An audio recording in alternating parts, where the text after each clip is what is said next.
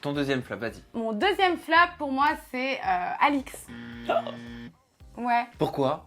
Bah, je sais pas, on s'aime pas. Mais il y a forcément une raison, il y a un historique. Bon, vous avez partagé une émission ensemble, certes. Ouais, on a partagé une émission ensemble et voilà. Et je trouve que elle parle mal, elle est irrespectueuse vraiment envers les autres. Elle est très hautaine. J'aime pas son comportement. Je trouve qu'elle manque de modestie. J'aime pas les gens trop prétentieux. Mon troisième flop, c'est ça. Bah ouais, moi qui suis un inconditionnel de Marié au premier regard, j'adore cette émission tous les lundis soirs à la base quand ça passe. Je suis devant mon poste de télé sur M6 et là cette année, la dernière saison, donc Marié au premier regard 3, j'ai pas adhéré. J'ai trouvé que c'était les princes de l'amour.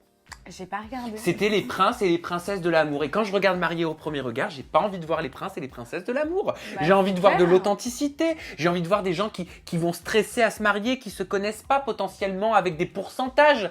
C'est vrai. Mais quand je vois que ça fait un peu trop séquence, après c'est peut-être parce que j'ai l'œil.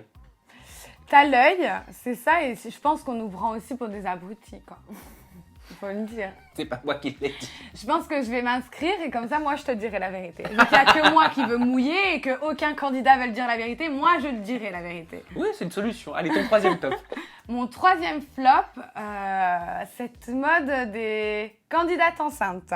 Ah, C'est trop. Il y avait un code promo ou quoi? mais la c'est un flop maternité, pour toi d'être enceinte.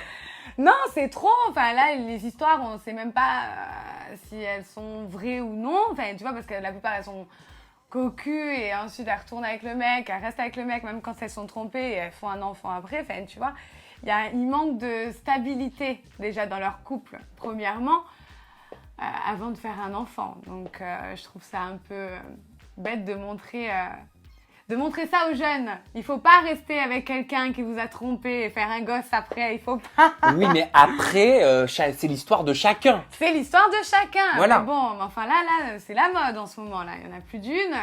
Et faut pas non plus faire un enfant pour garder le footballeur. Hein. Oh. Je rigole. Je chante.